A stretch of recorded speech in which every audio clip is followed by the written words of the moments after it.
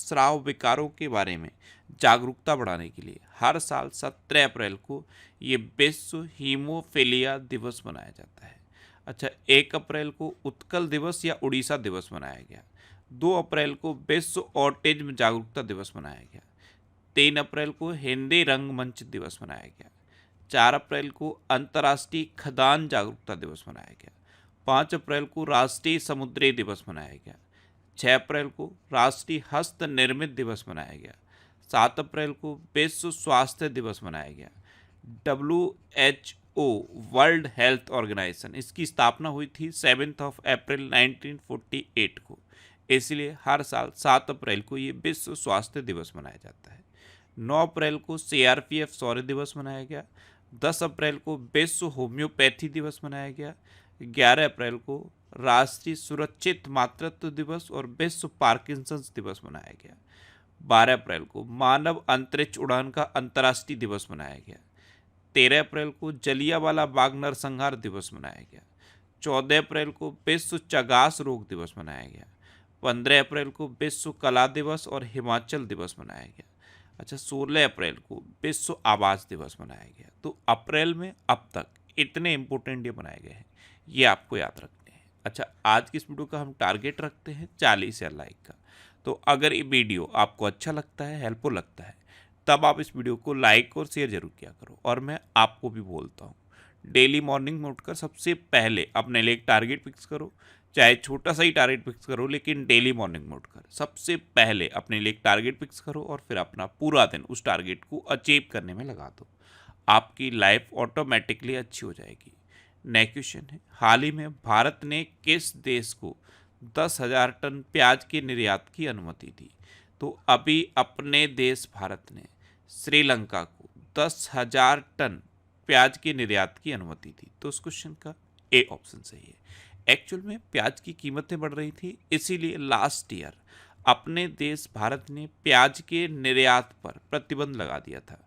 बाद में फिर प्याज के निर्यात पर जो सीमा शुल्क है उसे 40% तक बढ़ा दिया था। लेकिन अब अपने देश भारत ने श्रीलंका और UAE इन देशों के लिए प्याज के निर्यात की अनुमति दे दी है। अब श्रीलंका, तो ये है मैप में श्रीलंका। श्रीलंका की कैपिटल क्या है? कोलंबो और श्री जयवर्धनेपुरम कोट्टे। श्रीलंका की करेंसी क्या है? श्रीलंकन रुपी। श्रीलंका के प्रेजेंट टाइम पे प्राइम मिनिस्टर कौन है? दिनेश गुणवर्धन। और श्रीलंका के प्रेजेंट टाइम पे प्रेसिडेंट कौन है? रनिल विक्रमसिंघे। अभी श्रीलंका में भारतीय आवास परियोजना के अंतर्गत 1300 घरों के निर्माण का औपचारिक शुभारंभ हुआ है। वनडे में दोहरा शतक लगाने वाले पहले श्रीलंकाई क्रिकेटर पथुम निसांका बने हैं। श्रीलंका और मॉरिशस ने UPI सर्विस को वर्चुअली लॉन्च किया है। भारत श्रीलंका के पर्यटन स्रोत के रूप में शीर्ष पर रहा है। नए भारतीय उच्चायुक्त संतोष झा ने श्रीलंका में अपना पदभार ग्रहण किया है और भारतीय सशस्त्र बलों को श्रीलंका में गोल्डन आउल पुरस्कार से सम्मानित किया गया। नेक्स्ट क्वेश्चन है, हाल ही में किसे विजडन के विश्व के अग्रणी क्रिकेटर के रूप में नामित किया गया? तो विजडन के विश्व के अग्रणी क्रिकेटर के रूप में ऑस्ट्रेलिया के कप्तान पैट कमिंस और इंग्लैंड की खिलाड़ी नेट साइबर ब्रंट, इन दोनों को नामित किया गया। तो इस क्वेश्चन का से ऑप्शन सही है, उपयुक्त दोनों। नेक्स्ट क्वेश्चन है, किस देश ने 130 किलोमीटर मारक क्षमता वाली एक्स्ट्रा मार्क 2 मिसाइल का परीक्षण करने की घोषणा की? तो अभी अपने देश भारत ने 130 किलोमीटर की मारक क्षमता वाली एक्स्ट्रा मार्क 2 मिसाइल का परीक्षण करने की घोषणा की है। तो इस क्वेश्चन का से ऑप्शन सही है। अब अपने देश भारत ने की है, तो भारत एशिया में सबसे अधिक विदेशी फंड का आकर्षण करता बना है। दुनिया का दूसरा सबसे बड़ा मोबाइल फोन उत्पादक अपना देश भारत बना है। भारत के वैज्ञानिकों ने केले के छिलके से इकोवून ड्रेसिंग बनाई है। भारत की पहली महिला रोबोट व्योममित्र अंतरिक्ष में उड़ान भरेगी। हेनले पासपोर्ट इंडेक्स 2024 में भारतीय पासपोर्ट 85 में नंबर पर रहा है और डेनमार्क ने भारत में हरित ईंधन गठबंधन की शुरुआत की। अच्छा, अपना देश भारत दुनिया का सबसे बड़ा मिल्क प्रोड्यूसर भी बना है। नेक्स्ट क्वेश्चन है, कौन सांख्यिकी और कार्यक्रम कार्यान्वयन मंत्रालय के अतिरिक्त सचिव बने हैं? तो अभी सौरभ गर्ग सांख्यिकी और कार्यक्रम क्रियान्वयन मंत्रालय के अतिरिक्त सचिव बने हैं। तो उस क्वेश्चन का बे ऑप्शन सही है। अच्छा, मैंने आपको कल भी बताया है कि राष्ट्रीय महिला हॉकी कोच हरेंद्र सिंह को नियुक्त किया गया। ब्रिटेन ने भारत में अपनी पहली महिला उच्चायुक्त लिंडी कैमरून को नियुक्त किया है। जगजीत पवाड़िया को अंतर्राष्ट्रीय नारकोटिक्स नियंत्रण बोर्ड के लिए चुना गया और एसजेबीएम का अध्यक्ष और प्रबंध निदेशक सुशील शर्मा को नियुक्त किया गया है। नेक्स्ट क्वेश्चन है, हाल ही में केजी जयन का निधन हुआ है, वे कौन थे?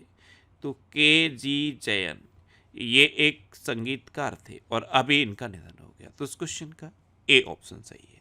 ये थे प्रसिद्ध कर्नाटक संगीतकार केजी जयन और अभी इनका निधन हुआ है। नेक्स्ट क्वेश्चन है, हाल ही में कहाँ के उच्च न्यायालय ने PSA 1978 के तहत व्यक्ति की हिरासत को रद्द कर दिया है? तो PSA यानी कि पब्लिक सेफ्टी एक्ट 1978, इसके तहत जिस व्यक्ति को भी गिरफ्तार किया जाता था वो अपनी जमानत के लिए अप्लाई नहीं कर पाता था। तो इसके तहत हिरासत को अब रद्द कर दिया गया है। तो ये जम्मू कश्मीर के हाई कोर्ट ने किया है। तो इस क्वेश्चन का सी ऑप्शन सही है। अब जम्मू कश्मीर, तो जम्मू कश्मीर के लेफ्टिनेंट गवर्नर कौन है? मनोज सिन्हा। एशिया का सबसे बड़ा ट्यूलिप गार्डन ये श्रीनगर में खुला है।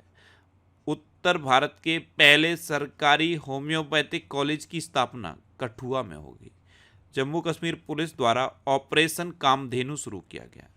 भारतीय वायुसेना ने जम्मू कश्मीर में ऑपरेशन सर्वशक्ति लॉन्च किया है। पीएम विश्वकर्मा योजना लागू करने वाला पहला केंद्र शासित प्रदेश जम्मू कश्मीर बना है। जम्मू कश्मीर में डल झील है, बुलर झील है, मानसबल झील है और गंगाबल झील है। जम्मू कश्मीर में दच्चीग्राम नेशनल पार्क है, किश्तवाड़ नेशनल पार्क है और डॉक्टर सलीम अली पक्षी विहार है। नेक्स्ट क्वेश्चन है, हाल ही में शेख अहमद अब्दुल्ला अल अहमद अल सबा कहाँ के प्रधानमंत्री बने हैं? तो शेख अहमद अब्दुल्ला अल अहमद अल सबा ये कुवैत के नए प्रधानमंत्री बने हैं। तो इस क्वेश्चन का बे ऑप्शन सही है। आप इमेज में देख लो, ये हैं शेख अहमद अब्दुल्ला अल अहमद अल सबा और यही कुवैत के नए प्रधानमंत्री बने हैं। अच्छा, कल मैंने आपको बताया है कि लॉरेंस वोंग को सिंगापुर का नया प्रधानमंत्री नियुक्त किया गया। जूडिथ सुमिनवा तुलका ये कांगो की पहली महिला प्रधानमंत्री नियुक्त हुई हैं। साइमन हैरिस ये आयरलैंड के सबसे युवा प्रधानमंत्री बने हैं। तामस सुल्योक हंगरी के नए राष्ट्रपति बने हैं और फेलेटी टियो ये तुवालू की नई प्रधानमंत्री बनी है। नेक्स्ट क्वेश्चन है, हाल ही में किसने भारत का पहला स्थानीय रूप से निर्मित इलेक्ट्रिक डंप ट्रक लॉन्च किया?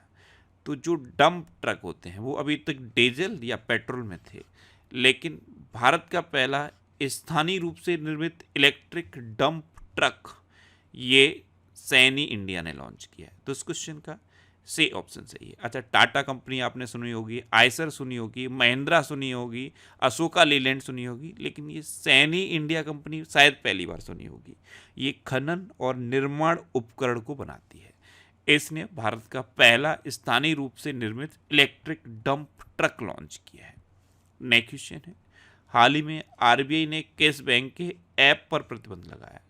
तो आरबीआई ने अभी बैंक ऑफ बड़ौदा के ऐप पर प्रतिबंध लगाया। तो इस क्वेश्चन का बे ऑप्शन सही है। एक्चुअल में बैंक ऑफ बड़ौदा का जो ऐप है बॉब बर्ड के नाम से ऐप है और इस ऐप पर अब आरबीआई ने प्रतिबंध लगाया है। और प्रतिबंध क्या लगाया है कि ये ऐप अब नए ग्राहकों को नहीं जोड़ सकता।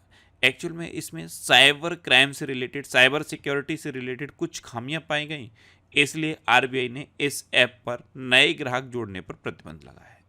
नेक्स्ट क्वेश्चन है, हाल ही में किसे लता मंगेशकर पुरस्कार से सम्मानित किया गया?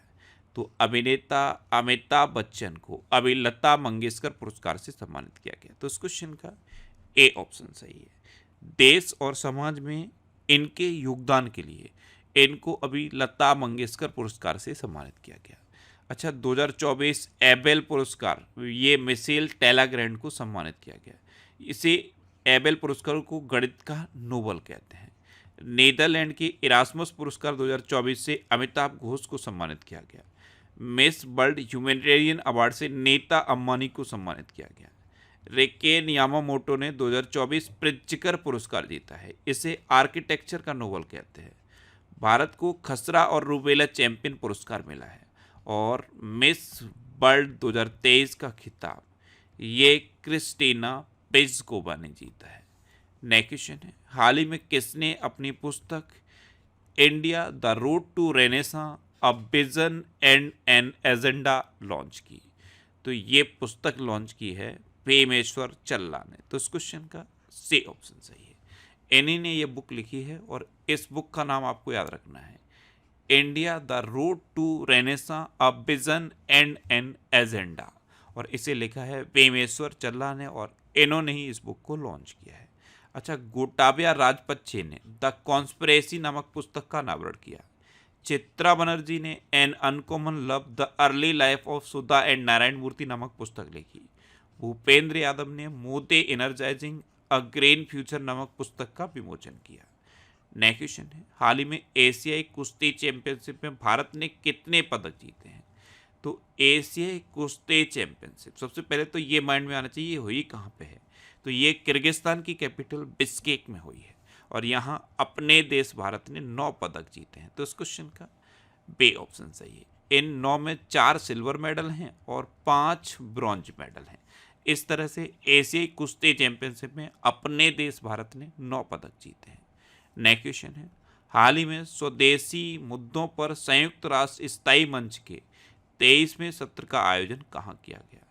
तो स्वदेशी मुद्दों पर संयुक्त राष्ट्र स्थायी मंच के 23वें सत्र का आयोजन अभी न्यूयॉर्क में किया गया। तो इस क्वेश्चन का सी ऑप्शन सही है। नेक्स्ट क्वेश्चन है, हाल ही में ग्रीनफील्ड नोएडा इंटरनेशनल एयरपोर्ट ने फ्यूल पाइपलाइन के लिए किसके साथ समझौता किया है? तो ग्रीनफील्ड नोएडा इंटरनेशनल एयरपोर्ट ने अभी फ्यूल पाइपलाइन के लिए बीपीसीएल